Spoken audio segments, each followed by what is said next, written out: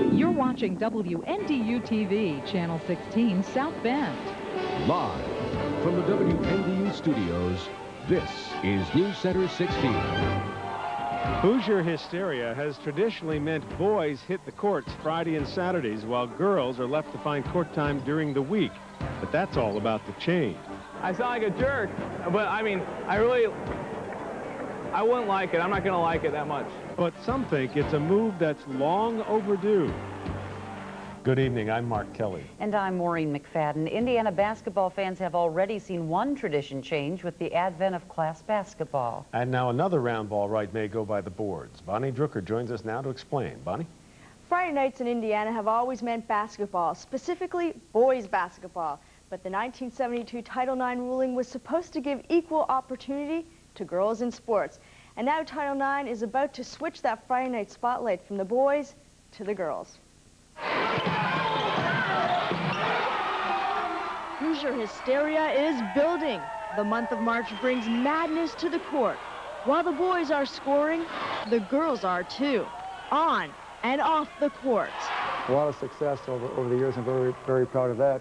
Bremen High School Athletic Director Frank DeSantis says that off-the-court scoring is due to the Indiana High School Athletic Association. They still come out to local control, local schools on that, but they put a strong statement in their bylaws book that said that we feel that boys and girls should be on equal playing field, share the same opportunities. Right now, boys compete in front of huge crowds on Friday and Saturday nights, known as prime time, forcing girls to play during the week.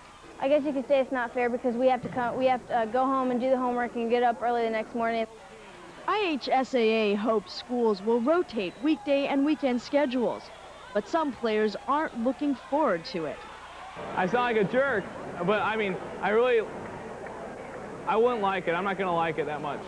Being from the old school type thing and afraid to take a chance, but there comes a point I think you have to make a decision and go with it. As the proposal stands, many boys' games will now be played on Tuesdays or Saturdays, and there is concern the girls' games will not generate as much money for the schools as the men's games do. But DeSantis is one who believes the women can bring in the revenue if the whole community shows interest.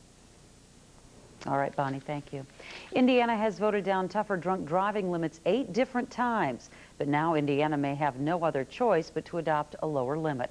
A new amendment passed by the U.S. Senate today lowers the federal limit to .08. If the House passes it, states will be left with a choice, either adopt the lower limit or lose federal dollars. The change still has to go before the House for approval. President Clinton has publicly backed the lower limit. Investigators in Kosciuszko County say the fire that killed 2 boys on Sunday morning was accidental. 3-year-old Austin Reed and his 1-year-old brother Justin died in the fire that destroyed their Syracuse home. Their mother was not home at the time of the fire. Their father escaped safely. Investigators now say the fire most likely started in the living room. They say they may never know how the blaze started, but they are labeling it an accident. The body of a white pigeon man believed to be missing for several days was found today. Charles Wood had not been seen since last Thursday. Today, investigators found Wood's body in a wooded area near Fish Lake. The Sheriff's Department says Wood's dog Buddy is alive and was tied up nearby, and that it looked like Wood had been there for several days. Investigators believe Wood died of natural causes. Autopsy results are expected tomorrow. A Michiana pastor has been convicted by a jury of child molestation, yet his congregation says they still support him. In a few weeks, Pastor John Yeager will be sentenced on 2 counts of criminal sexual conduct involving a 13-year-old girl. Yeager maintains his innocence, and his congregation believes him. Yeager has been pastor of the First Congregational Church of Christ for 10 years.